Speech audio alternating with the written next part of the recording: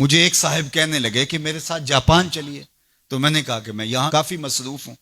تو انہوں نے مجھے کہا کہ آپ ذرا چل کے دیکھیے تو صحیح، آپ کو 29 سال ہو گئے ہیں تبلیغ کرتے ہوئے، سمجھاتے ہوئے، اور 40 برس آپ کے والد گرامی کو بھی ہو گئے، اور پھر اس کے بعد آگے بھی آپ کے مشائخ، اور اسی طرح آپ اب مبلغین تیار کر رہے ہیں، جمعہ میں بھی یہی خطبہ ہوتا ہے، اجتماعات میں بھی یہی گفتگو کرتے ہیں.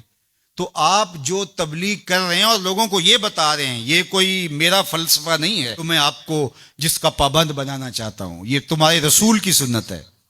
جس پیارے سے تم ٹوٹ کے محبت کرتے، یہ اس کا طریقہ ہے کہ جھوٹ نہیں بولنا.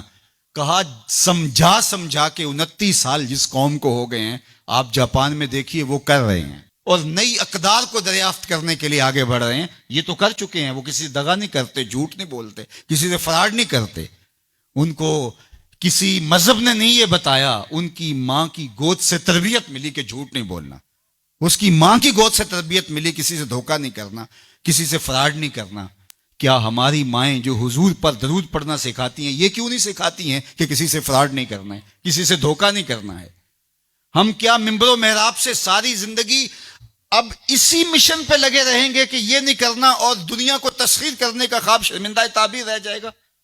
یار جب بچہ ہوتا ہے کچی کلاس کے اندر تو اس کو پورنے ڈال کے دیے جاتے ہیں، آپ کو اگر یاد ہو تو، اور اس کے اوپر وہ لفظ لکھتا ہے، اور وہ میٹرک تک چلا جائے ابھی تک پورنے ہی جو ہے اس کو ڈال کے دینے پڑے، تو پھر وہ کس طرح ماسٹر کرے گا؟ یار ابھی تک ہم سچ بولنے کے عادی نہیں ہوئے، پوری کائنات کے اندر محمد عربی کا دین کیسے پہنچائیں گے ہم کیسے پہنچائیں گے؟ دنیا کہاں سے کہاں چلی گئی اور ہم کہاں کھڑے ہیں. اکبر الہ آبادی نے کہا تھا مس پہ ہے اپنی نظر اور سیم ان کے ہاتھ میں. ہم ابھی تانبے کو دیکھ رہے ہیں اور وہ چاندی بھی اٹھا کے لے گئے. اب وہ کائنات کو تسخیر کرنے جا رہے ہیں، اور ہمارا بھی یہ مرحلہ طے نہیں ہوا کہ ہم سائے کو تنگ نہیں کرنا چاہیے، ہمارا یہ مرحلہ طے نہیں ہوا کہ کسی کو تکلیف نہیں دینی چاہیے. انسانی سوسائٹی، انسانی معاشرت کے خد و خال ہیں واضح، اور اسلام نہ بھی ہو تو کفر کے معاشروں کے اندر بھی یہ پایا جا رہا ہے کہ ہم سائے کو تکلیف نہیں دینی، کسی کو دکھ نہیں دینا، فراڈ نہیں کرنا، جھوٹ نہیں بولنا، 2 نمبر چیز نہیں بیچنی. اور ہم کیا ہیں؟ ہم تو دوائیوں کے اندر بھی ملاوٹ کر لیتے ہیں، اور مسلمان ہم ہیں جیسے ہم عاشق رسول ایسے زمانے میں کوئی نہیں. اور جو جان بچانے والی دوائیاں ہیں ان کے اندر بھی ہم ملاوٹ کرتے ہیں. ہمیں شرم آنی چاہیے. ہم کھڑے کہاں ہیں؟ دل مسلمان ہے تیرا نہ میرا، تو بھی نمازی میں بھی نمازی، پڑھے جائیں نمازیں، یہ ٹکرے ہیں اور کچھ نہیں ہے.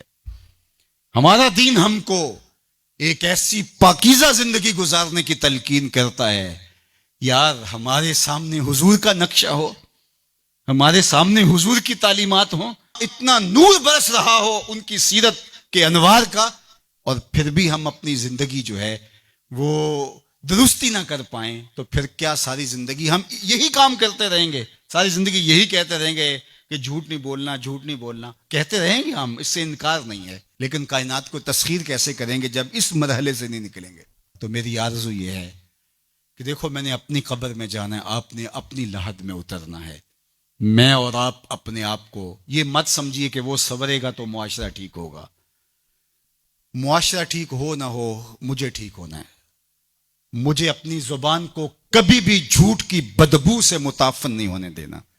مجھے کبھی بھی کسی کو اذیت نہیں دینا، چاہے وہ میرا ہمسایہ ہے یا میرا دشمن بھی کیوں نہ ہے. مجھے کسی کے لیے غلط نہیں سوچنا ہے، اور کسی کو نقصان پہنچانے کی منصوبہ بندی کی دور کی بات ہے، وسوسہ بھی آئے کسی کو نقصان پہنچانے کا تو اس کی بھی نفی کرنی ہے، کیونکہ میں اس آقا کا غلام ہوں جو رحمت للعالمین ہے.